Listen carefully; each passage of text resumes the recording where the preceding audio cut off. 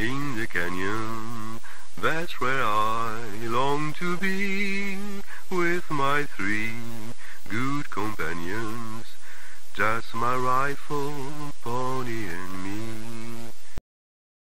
C'est toujours agréable de commencer une émission de la sorte avec la chanson de My Rifle, My Pony and Me de Hello Bravo. Bonjour à toutes et à tous, ou bonsoir, ça dépend de l'heure à laquelle vous allez découvrir cette vidéo. C'est un nouvel épisode de Fait Croquer. Et aujourd'hui, nous allons discuter avec Valérian de Cinefiles. Alors moi, j'ai toujours dit cinéphile, mais non, c'est Cinefiles. Donc déjà, merci beaucoup d'avoir accepté l'invitation. Bonjour, comment vas-tu ? Bonjour, ça va et toi ? Ça va. J'ai découvert ta chaîne par un concours de hasard. C'était, par un hasard, je veux dire, c'était un internaute comme ça sur Twitter qui m'a envoyé vers toi. Et c'est en découvrant ta chaîne, je me suis dit, il faut absolument que je discute avec ce monsieur. Et alors, je sais que tu sais à peu près comment se passent l'émission. Il y a une première question que je pose sur l'image marquante, mais j'aurais voulu la poser en deuxième position. Par rapport au titre de ta chaîne, question très basique, très simple, mais j'aurais voulu avoir ton avis là-dessus. Est-ce que le mot cinéphile, aujourd'hui, selon toi, est-ce qu'il a encore un sens ? Alors ça c'est la question piège. Je dirais qu'en fonction de la digestion que fait la personne du film, oui, ça peut avoir du sens, mais aujourd'hui on est vraiment dans une consommation très excessive, au temps où on n'a presque pas le recul et on ne prend pas le temps de faire un travail de digestion et de faire soi du film. Parce que pour moi, la cinéphilie, c'est pas seulement voir des films, mais c'est aussi prendre le temps de se l'accaparer. De s'accaparer, que ce soit juste un film ou des cinémas de pays, ou de la technique, ou simplement des essais théoriques. Aujourd'hui, on est vraiment dans quelque chose qui va assez rapidement. Ça se voit aussi sur Internet, la façon dont on consomme, dont on veut consommer, et dont les plateformes et les différents réseaux sociaux nous attirent vers un type de consommation. Et du coup, la cinéphilie, je trouve, en pâtit. Le discours, le dialogue, le partage autour des films en pâtit. Et finalement, là, on est plus, la cinéphilie, plus sur une espèce de bastion, un petit peu comme Fort Alamo, quoi. On est sur un bastion qui essaye de vanter encore les belles armes de la cinéphilie, du partage, du discours intellectuel vis-à-vis d'une consommation de masse et on dit bien les cinéphages, je crois, ou les cinévores, vis-à-vis des cinéphiles. Donc il y a presque une opposition maintenant qui se fait dans la façon dont on consomme les films.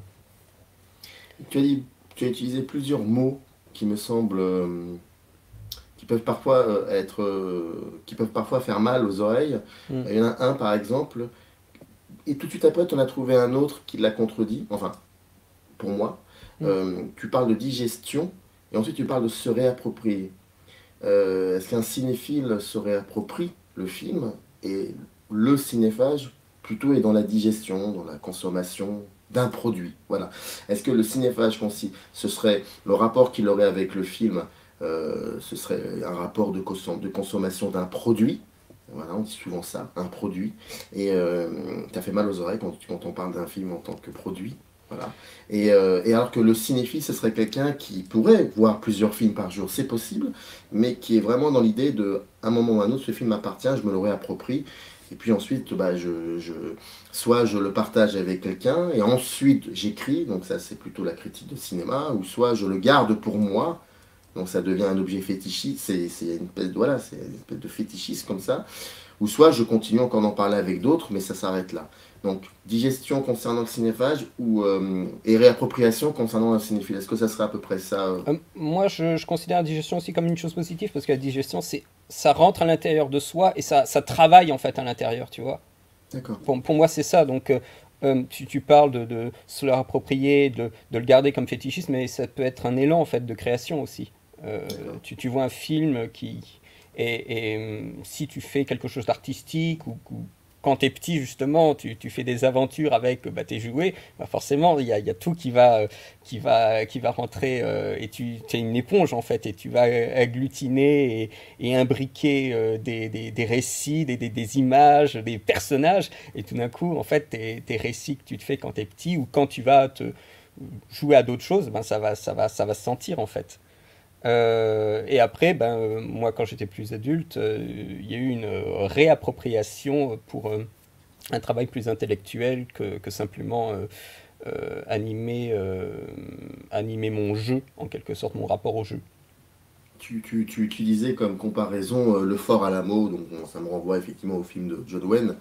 Et qui seraient, selon toi, alors ceux qui veulent, ceux qui veulent porter atteinte à la liberté? Ce serait qui, selon toi? Tu vois, moi je vois un petit peu le schéma comme dans certains films chinois ou dans une des batailles de guerre épée où tu as un fort, comment dire, un centre, guerre épée bien sûr le russe, hein, de Bondarchuk, où tu as un espèce de noyau dur d'armée encore vivant, et autour tu as la cavalerie qui tourne autour et ça forme un espèce d'œil vu du dessus, avec la cavalerie qui tourne autour comme un espèce de maelstrom, et les gars au milieu, au centre, qui sont en train d'être au garde à vous pour voir s'ils vont s'en sortir ou non, quoi.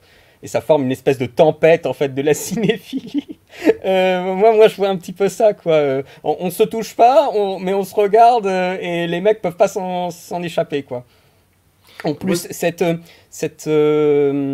ces plateformes là qui viennent là ces derniers temps nous entourer et presque nous cloisonner, puisqu'on ne peut plus aller au cinéma, on a un rapport plus limité. Oui, j'ai l'impression vraiment ça se cloisonne de plus en plus autour de moi, en fait. Donc oui, je pense que ce rapport à l'œil et ce rapport à la tempête, actuellement, c'est plutôt le cas. C'est plutôt le cas, mais c'est un état des lieux qui existait bien, je pense, bien avant la situation que nous vivons actuellement aussi. Et, pourquoi tu disais, en parlant de guerre épée de Sergio Bondarchuk, bien sûr le Bondarchuk, pourquoi pas le King Vidor? Il a quelque chose, le King Vidor, Parce qu'il qu'en n'est fait, pas... il est trop faible. Quand on compare, en fait, enfin, vraiment, tu découvres, tu dis, oh oui, c'est vachement bien, mais quand d'un coup, on voit la version russe, tout est décuplé, et du coup, j'ai trouvé que face à la version russe, et je pense que c'est précisément pour ça qu'ils l'avaient fait, les Russes. Je dis, qu'est-ce que c'est que ces Américains qui font nos grands récits? Non, nous, on va montrer ce dont on est fait, et oui, là, c'est sans appel, en fait. C'est drôle, oui, parce que tu l'as très bien dit d'ailleurs, les Américains enfin, c'est la seule industrie cinématographique au monde qui s'est même permise de raconter les histoires des autres. Et je trouve ça assez fascinant. Mais d'un côté, tu as King Vidor qui est plutôt un cinéaste très nationaliste, voulant raconter le mythe américain, donc voilà, qui n'a pas eu forcément toujours des idées progressistes, à part deux ou trois fois, comme quand il fait Alléluia avec que des acteurs issus de la communauté afro-américaine. Et encore, c'est un peu bizarre, ça reste, le film est un peu brinque-ballant. Et d'un côté, tu as Bondarchuk qui est une espèce de cinéaste un peu officiel comme ça de l'État. Mais ça donne deux visions officielles, c'est assez drôle, je trouve. Quelle est ta première image marquante, selon toi? Celle qui, peut-être indirectement, a construit le cinéphile que tu es devenu. Alors, j'ai beaucoup réfléchi parce que j'ai vu plusieurs épisodes de Fées Croquet, et j'aurais souhaité que la première image marquante soit issue d'un film, mais c'est trop chaotique dans ma tête. J'ai pas le souvenir de vraiment d'un truc au-delà de trauma. Tu sais, quand tu passes dans le salon et que tu vois un film que tu n'aurais pas dû voir quand tu es petit, mais ça, ce sont des traumas, je trouve, trop spécifiques, et finalement qui sont juste des images choquantes, mais qui n'ont pas façonné pas vraiment, quoi. Si, peut-être une, mais c'est bon, ça reste à voir encore. Mais je pense qu'il y a une image, vraiment, quand j'étais tout petit, qui était marquante, en fait. C'est que tu sais, quand tu es vraiment tout petit, tu es à la hauteur des cuisses des adultes, au maximum. Vraiment, les adultes, ce sont des géants. Et tout d'un coup, je sais plus qui, hein. On était dans le couloir du premier étage de la maison, et on m'apporte un espèce de seau, un seau rouge avec un couvercle et tout ça. Je dis, tiens, qu'est-ce que c'est? Alors, je le prends et je vais dans ma chambre. Donc, c'est un seau qui ressemble à une brique. Et j'ouvre le seau, et c'est quoi? Des Lego. Moi, je crois que vraiment la première chose qui était importante pour moi dans ma vie, c'était les Lego. Ouais. Au point que ça devenait pendant, on va dire, une bonne dizaine d'années, quelque chose d'assez excessif, hein, où presque tout ce que je demandais, oui, quasiment exclusivement, c'était des Lego. Et puis, tu sais, bien sûr, les grosses boîtes qui valaient 600, 700 francs à l'époque. Alors, bien sûr, j'attirais ma mamie à chaque fois qu'on sortait de l'école, parce qu'il y avait un magasin de jouets pas loin, pour juste fantasmer, comme les personnes fantasmeraient devant les bijouteries ou devant des magasins de DVD ou je sais trop quoi, les belles boîtes, le potentiel de création avec les Lego. Et du coup, on cumule beaucoup de Lego au point que je pouvais faire presque tout ce que je voulais. Et bien sûr, ça, c'est là où j'ai commencé à créer en fait des histoires.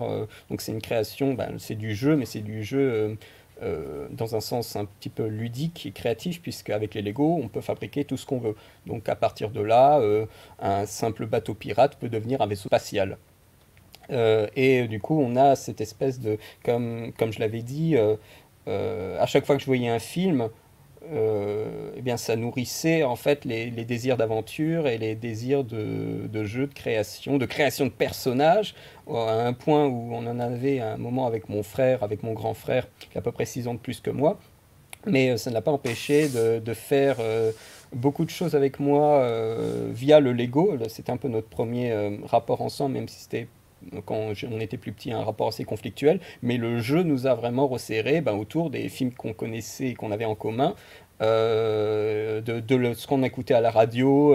Il y avait tout un cumul en fait qui nourrissait en fait nos histoires d'aventure au point que ça devenait excessif. On avait pris un cahier et on avait noté tous les personnages qu'on avait créés pour former un dictionnaire. On en était là. En fait, on avait créé dans nos aventures, la Terre avait explosé 3 fois.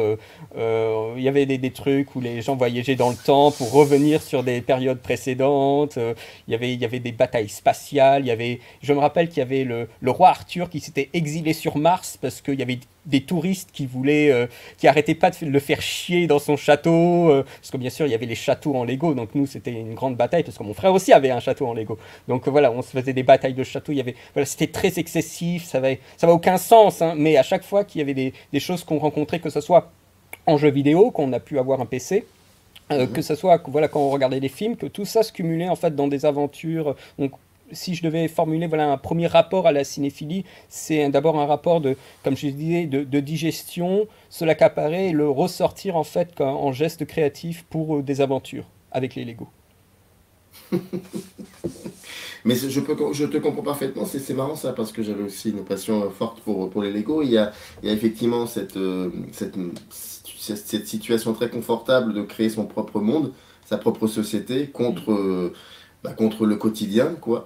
Et le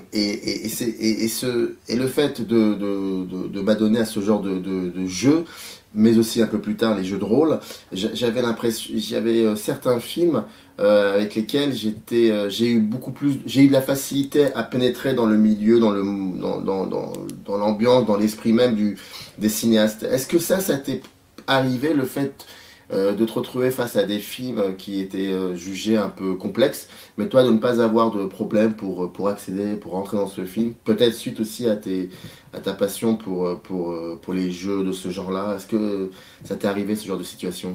Je ne crois pas m'être confronté, en tout cas dans les premières années où j'appréhendais le film, vis-à-vis des œuvres qui me semblaient trop complexes. Il y avait des œuvres peut-être qui ne parlaient à personne parce que voilà, c'était des marginaux et qui, moi, m'ont touché au point que c'est devenu voilà, des films emblèmes qui parlent. Enfin, j'aime beaucoup une expression qu'avait utilisée quelqu'un pour un bon ami pour parler de Tarkovsky. Il disait. Toi, tu utilises souvent l'expression les films te regardent. Hmm. Et lui, mon ami, il parlait vis-à-vis de Tarkovsky que le film parlait à son âme. Et Hmm. il y a oui, il y a des films, mais que j'ai rencontrés assez pas tard, mais ouais, bon, ça fait quand même un moment maintenant, mais qui m'ont parlé directement. C'est-à-dire, je me retrouvais terriblement en fait dans ces films-là, au point il y en a un, par exemple, je ne l'ai vu qu'une seule fois et j'ose même pas le regarder à nouveau parce qu'il y a vraiment des moments où c'est de la mise à nu presque, et c'est des mises à nu d'un rapport au monde qui peut être délicat. Donc là, c'est plus des rapports, tout d'un coup, des rapports secrets qui se dévoilent, alors que les autres n'y voient voilà, qu'un film, un thriller ou un drame, et moi, c'est beaucoup plus que ça. Donc c'est plus un rapport secret à certains films, mais que j'avais déjà évoqué dans mes foires aux questions avec les gens qui me suivent. Des films comme American Psycho ou Photo Obsession ou un film polonais, c'est celui que je n'ai vu qu'une seule fois, qui s'appelle Pregi. C'est un film 2005-2006 à peu près. C'est vraiment le rapport qu'entretient l'homme au monde avec certains plans vraiment dans un parc, je crois, où il regarde des gens, mais vraiment avec un rapport que moi j'entretiens encore aujourd'hui. C'est un film que j'ai vu en en 2007, je dirais. Mhm. Et voilà, et le film continue un petit peu à me hanter aujourd'hui. Donc c'est plus un rapport émotionnel qu'un rapport où tout d'un coup les films, soi-disant compliqués, pourraient pas me poser problème. Par exemple, en film compliqué, moi j'avais justement vu quand j'en parlais de Tarkovsky, Mhm. j'ai commencé par le plus simple parce qu'il y avait un jeu vidéo qui en était un petit peu lié, c'était Stalker. Mhm. Mais oui, j'ai rien compris. Mais, mais ça m'a pas empêché de sentir l'ambiance émotionnelle du film et d'entretenir, je pense, un autre rapport au film qu'aurait souhaité peut-être le réalisateur quand il fait questionner ces trois figures avec le lieu. Moi, j'ai plus un rapport d'ambiance et de longue agonie. Je ne sais pas si c'était ce qu'il voulait. Je pense longue agonie mêlée avec l'ennui, donc ça donne une sorte de longue agonie, mais c'était une espèce de truc un petit peu là où tu t'enfonces de plus en plus et tu sais pas quand ça va s'arrêter, quand l'angoisse va s'arrêter vis-à-vis de Stalker. Après, j'ai essayé ces autres films et j'étais trop petit, je pense, tout simplement pour comprendre quelque chose, pour ressentir aussi quelque chose, des images aussi d'un autre pays, forcément qui me c'est compliqué d'appréhender la culture d'un autre pays, le sens des images. Quand le sens de lecture il est inversé, ben, tout d'un coup, le mec, pourquoi il va vers la gauche alors que voilà, chez nous, ils iraient vers la droite? Ben, oui, ça, c'est des choses qui sont compliquées à appréhender si on n'a pas de porte d'entrée. Donc c'est pour ça que mon rapport, en tout cas rapport premier que j'ai eu avec le cinéma, c'était voilà, un cinéma de spectacle, un cinéma d'aventure, un cinéma d'évasion, dans tous les sens du terme aussi, d'évasion. Un rapport aussi au dessin animé, puisque mon père avait enregistré beaucoup de cassettes vidéo, bah, du coup pour mon frère, mais après j'ai hérité de ça, donc c'est bien Mhm. d'avoir un grand frère parce qu'il y a le chemin qui est balisé. On avait ben, tout ce qui est. Moi, j'étais vraiment façonné par toutes les séries d'animation qu'il y avait dans les années 80-90, c'est-à-dire les bandes à Picsou, les Tic et Tac, Mister Max, Super Baloo, les Tex Avery, Fred Quimby, Chuck Jones, tout ça.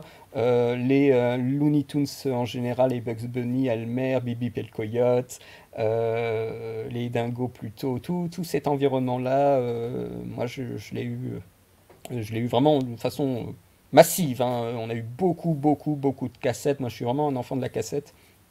Euh, voilà, on avait des armoires entières, on ouvrait, il y avait des cassettes partout. On avait fait pour les enregistrements de dessins animés, on en avait tellement que on avait, je crois, deux fois les lettres de l'alphabet. Donc on avait la cassette A, qui était une cassette de 3 heures, hein, avec un listing de ce qu'il y avait. Et après, cassette B, et après on avait la cassette AA, BB, CC, DD, etc.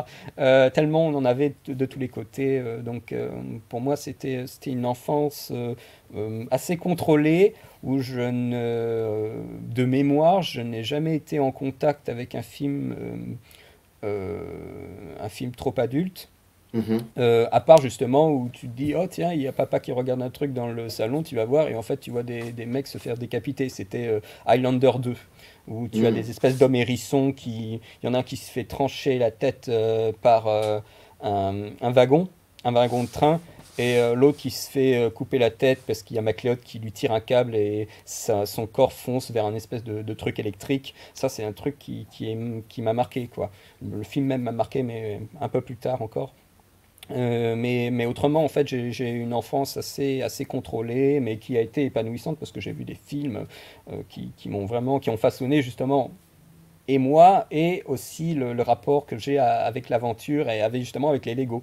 Des films comme L'île au trésor du fils d'Eston, là, Fraser Clark Eston, avec Christian Bale, Christopher Lee, enfin un casting de fou pour un film de fou. Vraiment, ça c'est un film que avec mon frère on connaît plein de répliques. Enfin voilà, c'est absolument génial.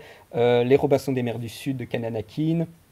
Batman le défi, moi je troquais même des trucs, je faisais des choses pour mes parents pour avoir l'autorisation de demander qu'on me mette la cassette sur le magnétoscope. Parce que bien sûr, oh là là, s'ils me mettaient le magnétoscope à ma portée, mais je ferais que ça, je regarderais que des films. Donc le magnétoscope, il était au-dessus de la télé. Donc moi c'était impossible de l'atteindre.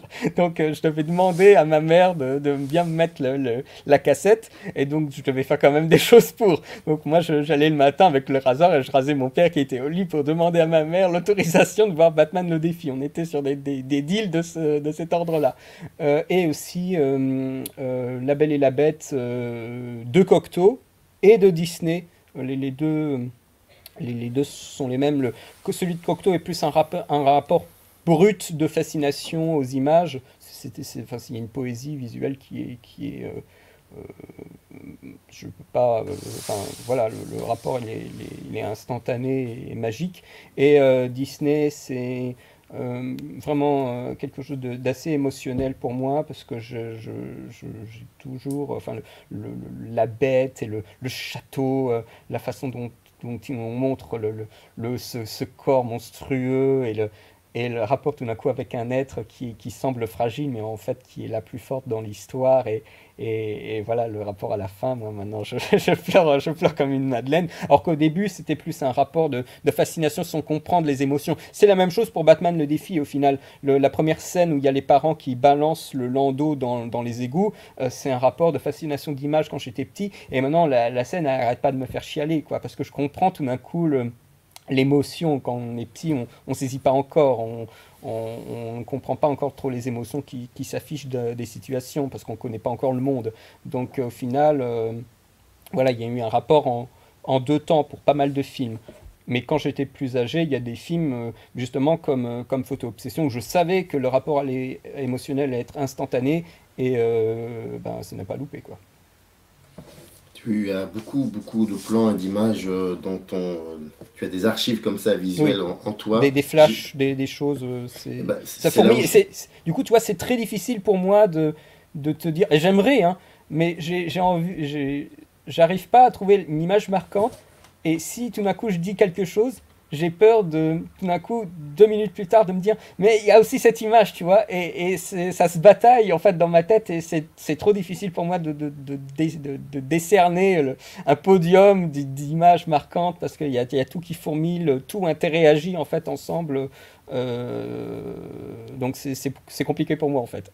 Mais est-ce qu'il t'arrive aujourd'hui, maintenant, dans ton quotidien, parfois de te retrouver dans une situation comme ça et hop, ça te rappelle un truc, un film que tu aurais vu peut-être il y a 7 ans ou 10 ans ou Ah, quelque mais chose. ça n'arrête pas en fait. C'est presque infernal en fait que moi C'est infernal, ça, hein. c'est et bien sûr t'as envie de le dire. Donc à chaque fois tu dis ouais mais moi ça me fait penser à la réplique de machin ou ah tiens ça fait penser au film et en fait et les gens en face ils se disent mais de quoi il parle et du coup tu te transformes en vendeur de tapis parce que t'arrêtes pas de dire au mec mais il faut que tu vois ce film parce que cette situation elle me fait penser à telle ou telle chose. Et bien sûr en plus quand on est dans un rapport aussi de création parce que là, c'est marrant que tu parles de jeu de rôle. C'est là, depuis l'arrivée du Covid, je fais du jeu de rôle. D'accord. Euh, alors, c'est un jeu de rôle, c'est pas du tout papier, hein. C'est sur un jeu vidéo où on peut être à plusieurs, en multijoueur, et dans un monde assez post-apocalyptique. Mhm. Et du coup, on crée des scénarios, et du coup, moi, tout ça revient dans la tronche, et du coup, ça m'inspire beaucoup. Et à chaque fois, on débrief en fait après la session, et moi je dis, ah, moi, je me suis inspiré de ça, j'ai pris la voix, j'ai pris l'intonation et la diction française de cet acteur dans ce film-là pour dire mes répliques. Donc, en plus, enfin, j'ai de la chance parce que ma voix n'a pas encore totalement mué, donc je peux encore monter dans les aigus ou aller dans des graves un peu branlantes les graves, mais je peux encore m'amuser un petit peu avec ma voix. Et du coup, ça, je peux faire plusieurs personnages au sein même du récit, et ça, c'est vraiment. Enfin, les autres, à chaque fois, c'est un véritable délice. On s'amuse comme des petits fous. Mais oui, Est-ce- pour moi, c'est chaotique. C'est pas handicapant, mais c'est très lourd. Et plus, bien sûr, j'en vois et qui me plaisent aussi, parce qu'il y a beaucoup de films, je les oublie assez rapidement. Mais plus les films qui me plaisent, ils m'arrivent. Plus après, justement, je te parle de digestion. Faut les caser en fait. Il faut les ranger parce que sinon c'est très très dur de s'en retrouver. Et on a peur après d'oublier des films qui, dans l'absolu, nous tiennent à cœur parce que justement c'est chaotique dans la tête. Est-ce que la création de cette chaîne t'a permis de gérer un petit peu le réel qui était autour de toi? Ben, ça a permis de placer un petit peu, de caser un petit peu mon ressenti sur certains films et de continuer à en questionner d'autres. Quand je fais euh, des rapports aux blockbusters, la plupart des blockbusters qu'on voit, sont passables, mais c'est important de s'en questionner parce que c'est des choses qui vont continuer à arriver et souvent, voilà, on se pose pas trop de questions sur les blockbusters. Hein. Pose ton cerveau, c'est cette affirmation absolument affreuse. Alors que justement, les blockbusters sont probablement ceux qui nous activent le plus, qui nous envoient plus de signaux, qui sont les plus agressifs sur notre ressenti, sur le cerveau, sur le côté actif du spectateur. Et ça, il faut en être conscient. Il faut savoir un petit peu les mécaniques. Qu'est-ce qui fait que c'est actif? Qu'est-ce qui fait aussi que des fois, c'est une mauvaise activité pour le cerveau?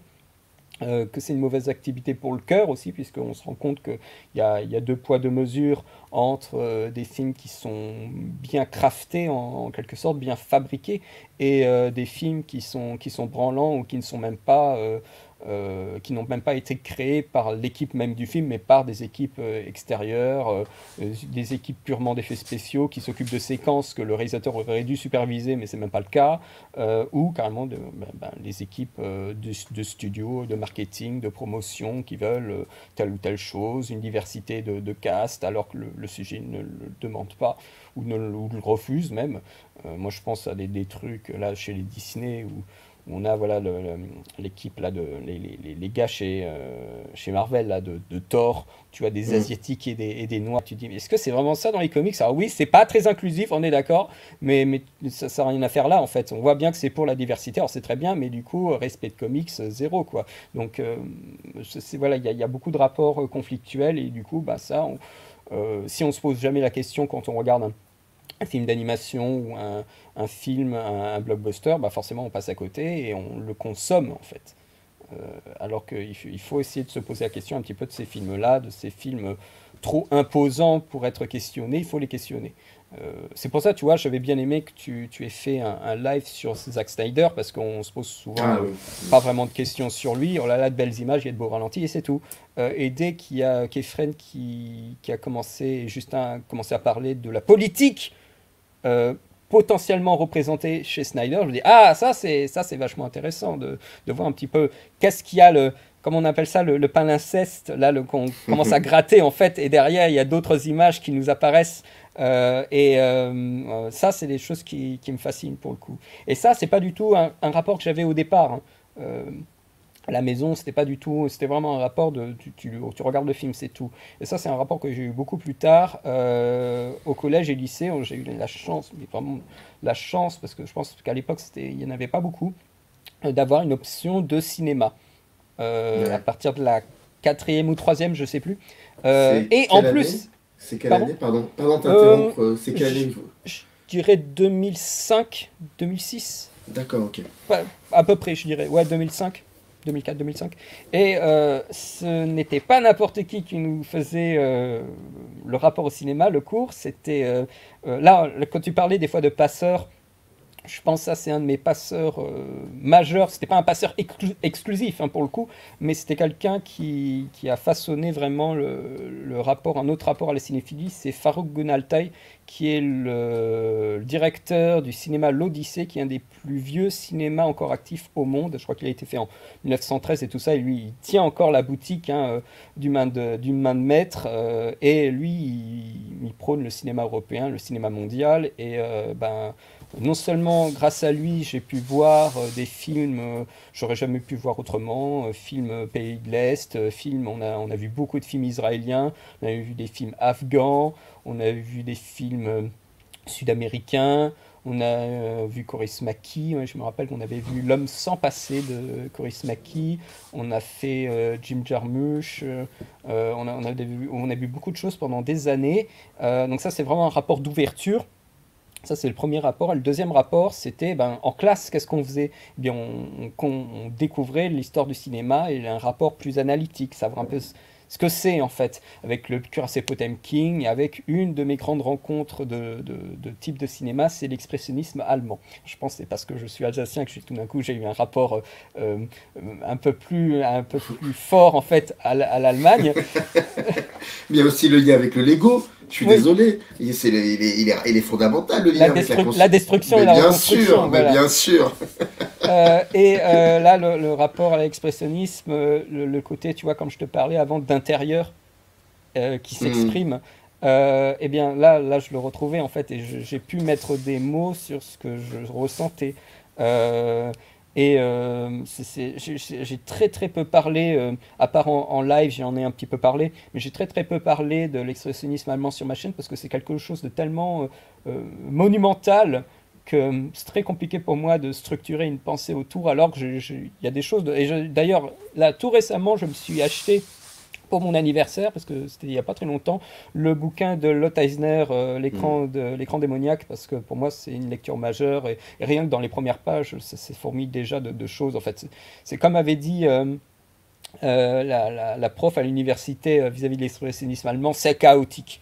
C'est chaotique et c'est compliqué tout d'un coup d'avoir quelque chose de directeur là-dessus. On peut le voir, voilà.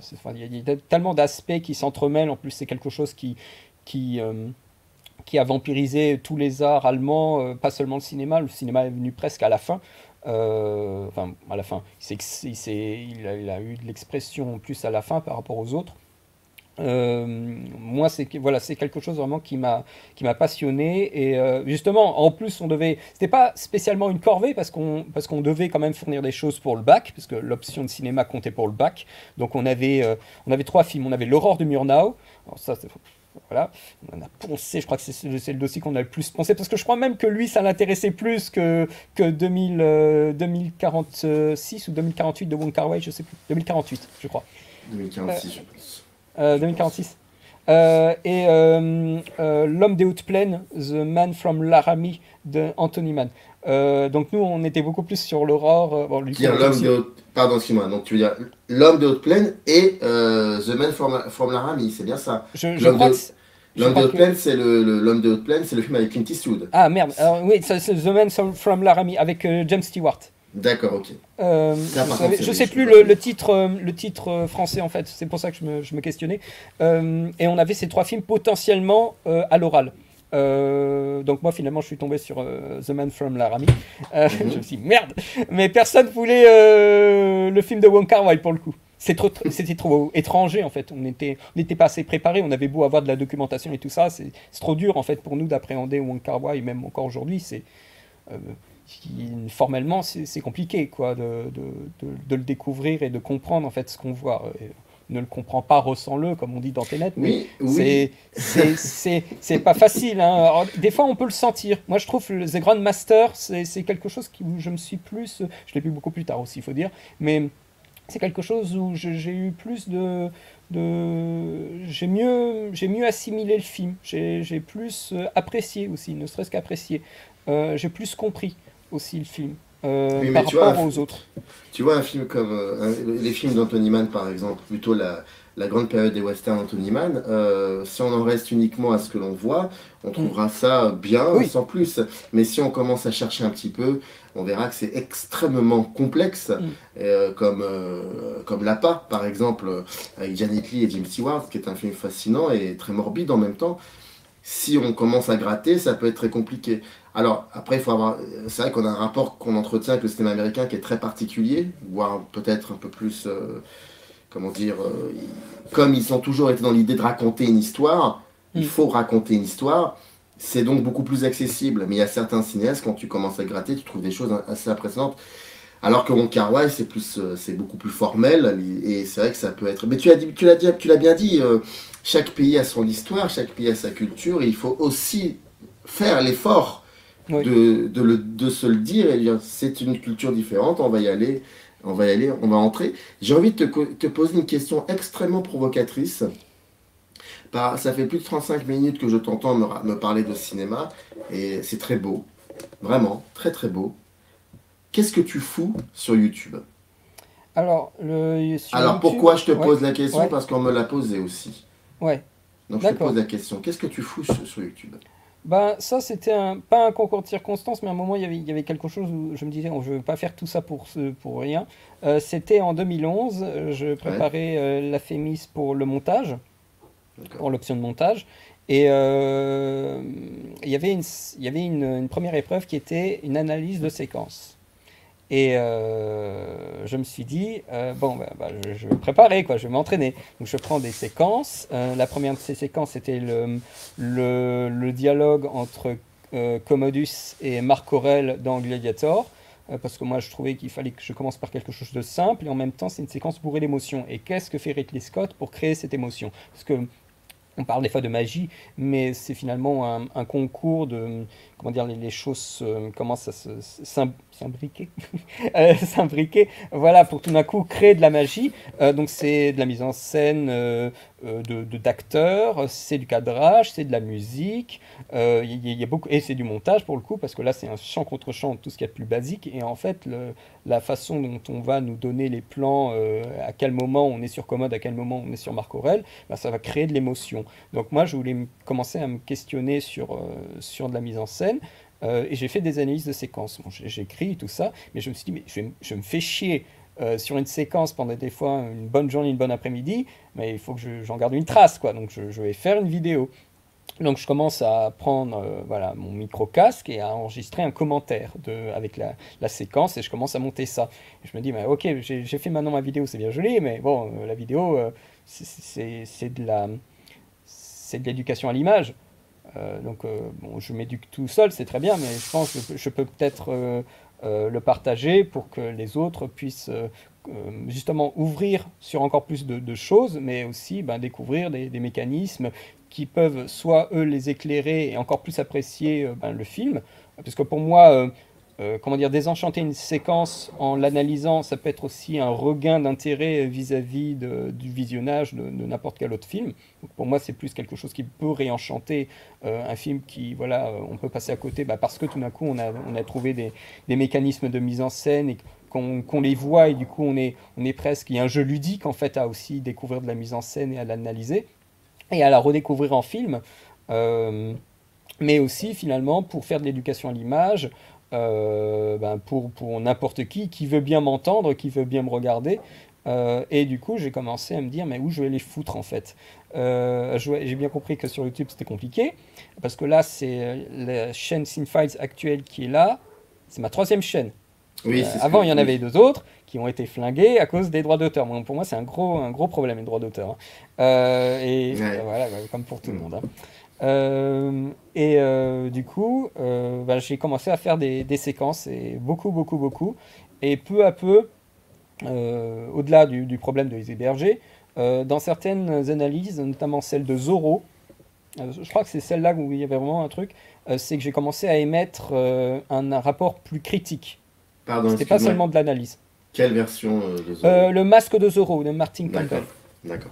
Que j'avais vu au cinéma, donc j'avais aussi un rapport de... Tu vois, je prenais des séquences qui...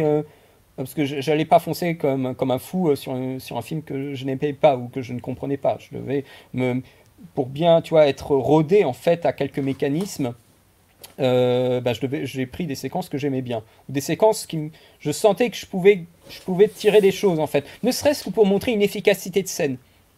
Dans le Masque de Zorro, j'ai commencé à tirer deux trois trucs un peu critiques. Je me dis il y a quand même un problème pour l'identification et à travailler la peur du spectateur envers le personnage principal. Voilà. Et dans le problème dans Zorro, c'est que c'est même l'essence même de Zorro, c'est qu'il est invincible. Et du coup, je me dis, mais alors, où est l'intérêt pour le spectateur dans le film? Donc là, j'ai commencé à émettre des points un petit peu plus critiques. Et je crois qu'en 2012, c'était une grosse année. Hein. Il y avait quand même beaucoup de choses entre Prometheus, le troisième Batman, le Hobbit, Skyfall. Il y avait quand même beaucoup de choses. Il y avait un Spider-Man, il y avait un Jason Bourne. Bon, c'était pas pur Jason Bourne, c'était pas avec Matt Damon. Bon, il y avait quand même un Jason Bourne, il y avait quand même beaucoup de choses. Et j'ai commencé à faire un commentaire critique. C'était limité à l'époque par des durées que YouTube cloisonnait. C'était une affaire de 10 à 15 minutes. Et dès que j'ai commencé à monter en fait dans les abonnés, dans le visionnage, enfin dans les vues, ça s'est débloqué à un moment. Je crois que c'était à peu près dans ma période de rétrospective Disney où, tout d'un coup, la petite sirène, paf, 17 minutes, un truc comme ça. Et ça n'a pas arrêté d'augmenter, en fait. C'était exponentiel. Et maintenant, j'arrive à des trucs, je suis plus long que le film pour faire la critique. Tout seul, en plus, c'est horrible. Enfin, c'est horrible parce qu'à un moment, quand il faut retartiner l'enregistrement et couper tout dedans, ça peut prendre beaucoup de temps. C'était plus vraiment une volonté de partage. Et après, je me suis même plus posé la question. C'était même plus, tu vois, dans les premières vidéos, je me dis, ouais, mais il faut que je tienne aussi un discours où j'ai envie de montrer des choses aux gens. Et après, je me suis plus jamais posé la question au point que peut-être maintenant, je me suis un peu perdu dans le rapport que j'ai avec ma chaîne et même dans le rapport que j'ai avec YouTube. Et c'est pour ça que là, depuis quelques mois, je voudrais rebalayer un peu la façon dont je fais les vidéos. C'est plus, moi j'ai un problème avec le visuel parce que je suis un peu cloisonné vis-à-vis des droits d'auteur et quand je vois certaines chaînes qui n'utilisent pas forcément la caméra hein, pour se filmer, quand je vois qu'il y a vraiment un vrai travail et que c'est beau et que c'est divertissant en fait aussi, je veux dire qu'à l'œil c'est intéressant à voir et que l'œil convoque l'audio, que l'audio convoque l'œil, alors qu'il y a énormément de vidéos, même de gens assez connus, hein, je n'ai même pas besoin de les regarder, je n'ai qu'à les écouter, j'ai exactement les mêmes informations. Moi, c'est un truc, si vraiment j'ai envie en ce moment de créer en fait des vidéos où le visuel est aussi important que l'audio. Et c'est aussi pour ça que j'avais fait des formats un peu différents, finalement, comme mes analyses, hein, que j'avais fait des formats plus courts pour une émission, sur Twitch. J'avais fait des petites chroniques de cinéma de 5 minutes. Et là, j'ai pu m'exprimer vraiment avec du montage, avec les images qui convoquent l'audio et l'audio qui convoque le visuel, tout ça qui travaillait ensemble. Et là, c'est des choses voilà, où je me retrouvais plus, en fait. Et ça m'a fait beaucoup de bien, tout d'un coup, d'échapper aux contraintes de YouTube que j'ai maintenant depuis presque 10 ans. En tout cas, que je subis, je pourrais dire, pendant autant d'années.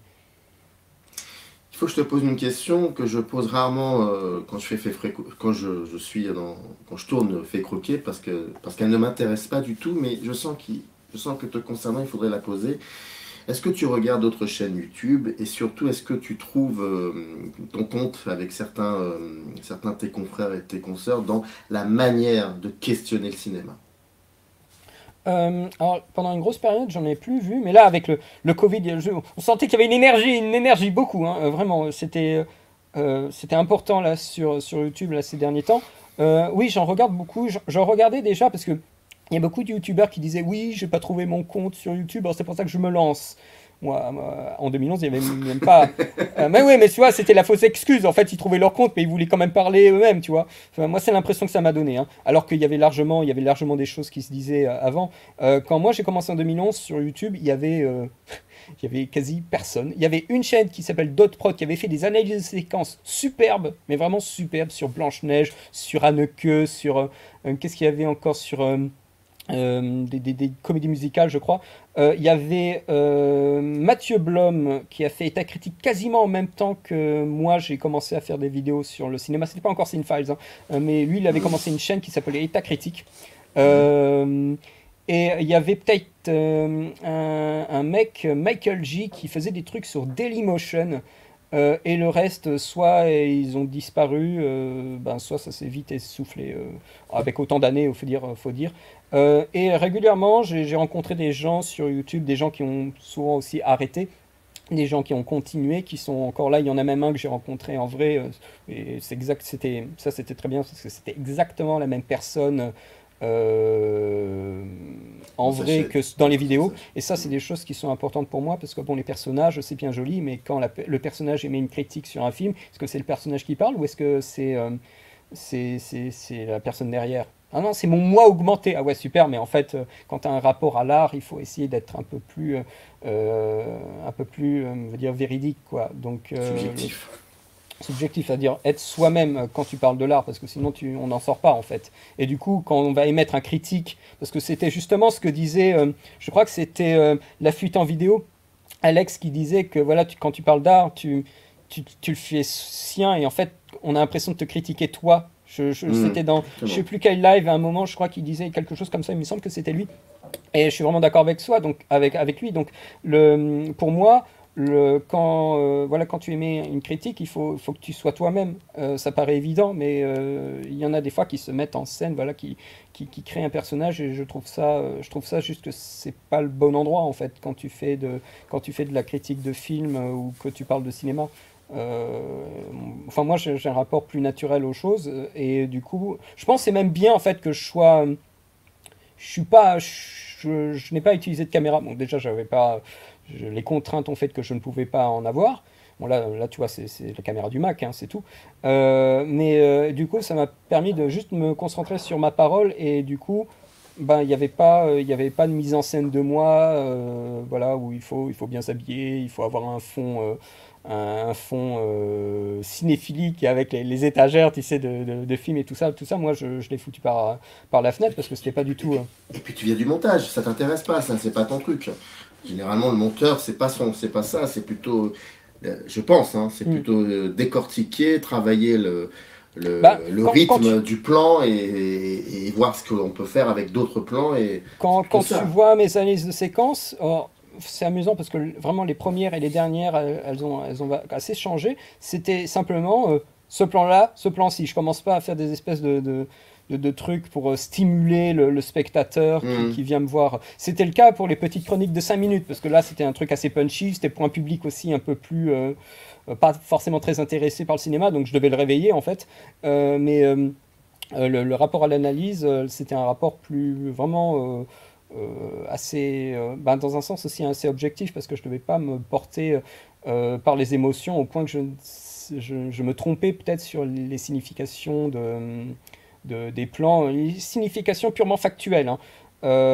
Et du coup ça, je le cherchais un petit peu chez les gens, un rapport intellectuel au cinéma qui puisse me faire ouvrir des pistes en fait de réflexion, me faire ouvrir à un cinéma, mais aussi me permettre d'avoir de l'ouverture. Tu vois, que je te parlais de Wong Kar-wai, c'est compliqué à appréhender. Alors imaginez les films de Parajanov, les films, je te parlais des films, voilà, tu vois, les films, là, tu as un très bon exemple. Tu avais vanté les mérites, exulté en fait les mérites d'un cinéaste, Youssef Chahine, et tu avais demandé, oui, mais ils sont sur Netflix et tout ça. Alors moi, je suis allé voir du coup, tu vois, mais justement parce qu'il y a quelqu'un qui a fait une ouverture, que tu avais fait une ouverture vis-à-vis d'un cinéma que moi je connaissais pas, et c'est aussi finalement ce que je cherche. Il y avait une autre personne qui a malheureusement arrêté parce qu'elle, je crois qu'elle travaille sur sa vie en fait, parce qu'elle va au Japon et tout ça, donc elle doit apprendre le japonais, bon c'est un peu compliqué, mais qui s'appelait Akira de Soliste, et qui avait fait une chaîne d'abord au départ sur les premiers films du cinéma. Donc je me dis, ok, quelqu'un qui va faire une chaîne YouTube sur les Méliès et les films les premiers films français, l'expressionnisme allemand, ça déjà ça m'intéresse. Et après, c'est quelqu'un qui s'est orienté sur le cinéma asiatique, sur Kurosawa. Et du coup, j'ai beaucoup discuté avec elle. Je suis encore un peu en contact, très légèrement, hein, mais si tout d'un coup j'ai besoin de converser avec elle, il n'y a pas de souci. Elle était intervenue pour ma critique de Akira. Et je l'avais rencontré plusieurs fois dans la vraie vie. Voilà, et ça, c'est des rapports et des rencontres que moi j'ai vraiment envie de faire. Et là, récemment, il y a une chaîne justement parce que j'y suis étranger au rapport politique des œuvres, en tout cas une façon consistante. Et il y a une chaîne là qui a ouvert il n'y a pas très longtemps qui s'appelle Cinéma et Politique, qui est déjà dans la forme, c'est impeccable, c'est propre et on a l'impression vraiment la femme, elle a cloisonné complètement son procédé au point qu'il n'y a rien de travers en fait. Et le propos, alors là, c'est un propos d'universitaire. C'est impeccablement, tout est bien rodé pour découvrir des envers du décor. Moi j'aime beaucoup les péplums, donc forcément Spartacus et ce qu'il y a derrière. Alors là, c'est superbe. Dirty Harry, voilà, tu prends des sujets, on va dire, de films que voilà, les gens ont entendu parler ou connaissent assez, et après, on découvre d'autres choses derrière. Voilà, comme je disais, tu grattes et tu as la deuxième image. Après, tout d'un coup, elle parle voilà, de films sur le travail. La classe ouvrière va au paradis, Elio Petri. Ça, elle dit, ça c'est intéressant aussi, parce que moi, j'avais fait un exposé justement sur le travail ouvrier, le rapport à la machine, dans le monde du travail, donc j'avais aussi parlé de ce film là et je me dis là tu rencontres des films que tu as croisés un moment dans ton parcours, ça aussi j'aime beaucoup. Quand je parcours les chaînes, tout d'un coup je vois ce film là je le connais, et hop je vais voir tout de suite ce que la personne en dit. Donc tu picores des films sur les vignettes, sur les miniatures des gens, et ça c'est fabuleux. Et depuis quelques années, avec les nouvelles machines, les nouveaux procédés de YouTube, il y a les lives. Et là, tout d'un coup, des chaînes que, dans l'absolu, on voit le contenu, ça ne m'intéresse pas. Eh bien, en live, la personne montre un rapport plus énergique, moins cloisonné, parce qu'elle a un vrai public, elle a d'autres personnes à qui elle parle, et tout d'un coup, le rapport cinéphilique est plus organique. Et ça, tout d'un coup, ça rend les gens des chaînes pour lesquelles je n'ai pas forcément beaucoup d'intérêt, notamment par exemple les chaînes qui travaillent des films d'horreur. Moi, les films d'horreur, ça n'a jamais été quelque chose qui m'a bercé ou fasciné. Mais par contre, le rapport au cinéma qu'après ils entretiennent quand ils discutent avec les autres, eh bien, ça fourmille d'énergie. Et ça, parce que c'est leur subjectivité, voilà. Ils peuvent pas ne pas la mettre sur le tapis de jeu, j'ai envie de te dire. Donc mais en même fait, c'est ça qui t'intéresse. Un rapport tout bête en fait, c'est qu'ils cloisonnent leur chaîne vis-à-vis d'un sujet. Oui. Ce que moi je ne fais pas en fait. Ils cloisonnent leur chaîne vis-à-vis d'un cinéma d'horreur, donc ce sera horreur. Ou d'autres choses, ou science-fiction, clac, clac, et hop, c'est fini. Et du coup, ils voient d'autres films pour le coup. Et c'est là, lors des lives, que tout d'un coup, ça s'ouvre et qu'on voit qu'il y a beaucoup plus et que ce sont des gens fascinants. Et ce rapport-là, tu le vois pas forcément, je trouve, quand tu ne te limites qu'au visionnage de choses qui sont sur la chaîne de la personne. Donc moi, si je l'avais un conseil à donner, c'est de ne pas avoir de ligne éditoriale sur un genre de cinéma. Moi, j'ai plus un rapport, pas forcément vis-à-vis des pays, mais plus vis-à-vis de la date des films. Moi, j'aime bien tout d'un coup faire un grand écart entre un film qui sort en 2014 et tout d'un coup, je vais voir un film des années 70. Je parle d'un film d'animation japonais de 1990 et hop, tout d'un coup, je vais voir Vampire de Dreyer. J'aime bien tirer en fait l'histoire du cinéma et les décennies comme ça, comme un accordéon, aussi me mettre un petit peu des bâtons dans les roues si je suis trop sur une période, sur un style de film, par exemple des blockbusters américains. Tout d'un coup, j'ai envie comment dire, comme il y avait un copain qui, hein, on avait parlé de ça, et c'était comme prendre une espèce de cuite et de saturer, et tout d'un coup il faut se purifier en allant voir d'autres cinémas pour se rendre compte en fait que il n'y a pas que ça.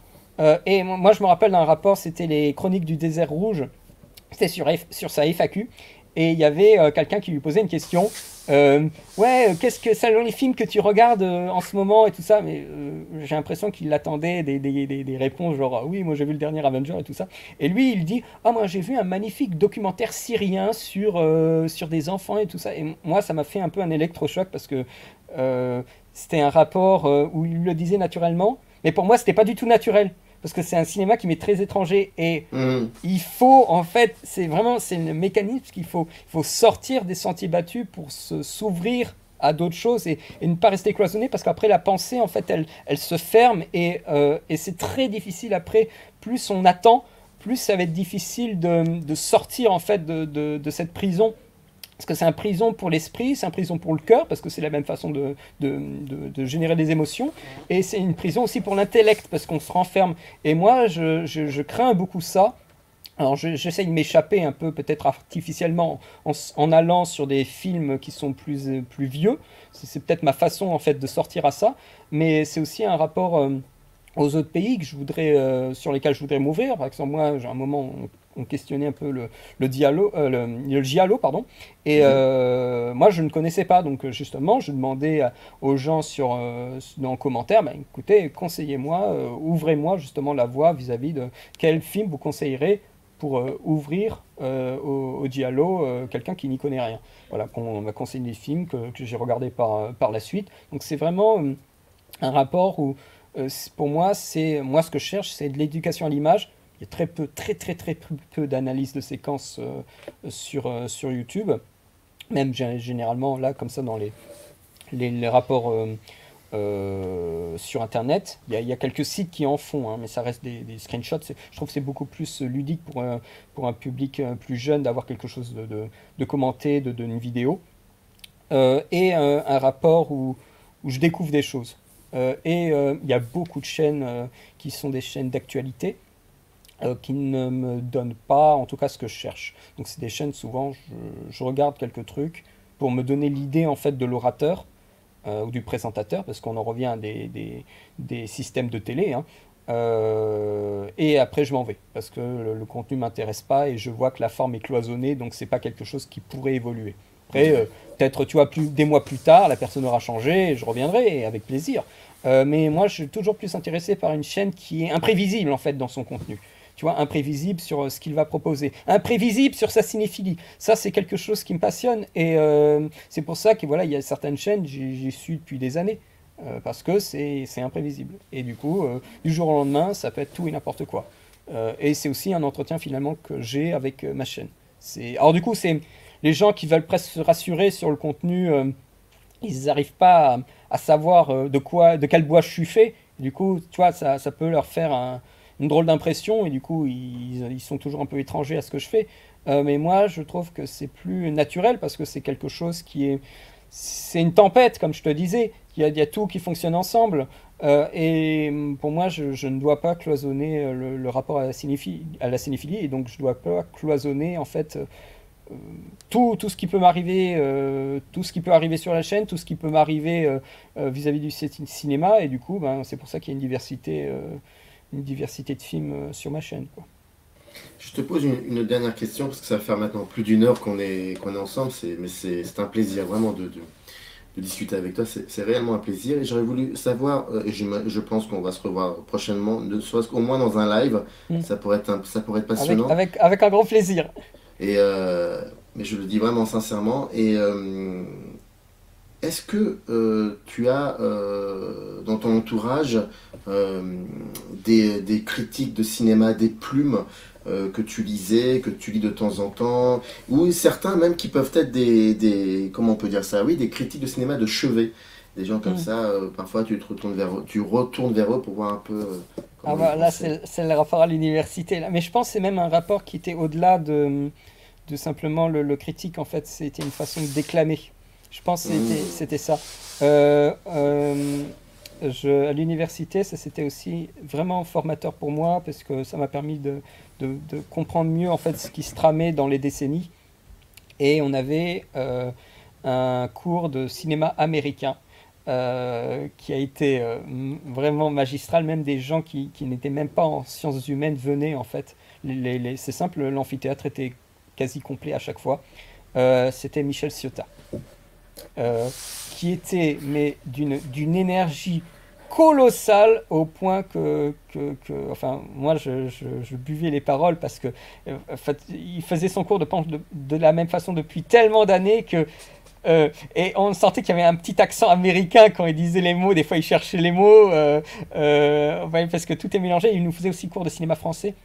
Voilà, du début, tu vois, début, du début du cinéma jusqu'aux années, je dirais, 50, 60. Hmm. Cette façon de déclamer, cette assurance sur ce qu'il disait, cette conviction aussi, parce qu'à un moment, là, on sentait que c'était le critique de Positif qui parlait, il disait, mais Green Zone, personne n'a rien compris à ce film-là, c'est un scandale, c'est un des plus grands films américains de cette année, et tout ça. Et moi, je me dis, qu'est-ce que c'est? Et finalement, quand je l'ai vu, en fait, j'étais d'accord avec lui, clairement, sur ce Green Zone de Paul Greengrass. Je pense que c'est ce rapport d'autorité et de passionné, ça se voyait quand il en parlait, il était tout fou en fait quand il parlait justement de King Vidor. Il nous avait passé un extrait de La Belle et la Bête de Cocteau. Alors moi, je me cachais de mes confrères parce que j'étais en train de pleurer parce que moi, ça me renvoyait en fait directement. Tu vois, là quand tu parlais justement de tout d'un coup, ça te renvoie à un film que tu as vu sans prévoir et tout ça. Et bien sûr, moi, c'est un rapport quand je l'ai vu très petit, donc forcément le rapport où il y a Belle qui dit à son cheval, va où je vais le magnifique, va, va, va, et après on a la Oui. musique. Là, tout d'un coup, moi c'est vraiment, là j'ai dû me cacher parce que pour moi c'était un rapport d'enfance qui était terrible.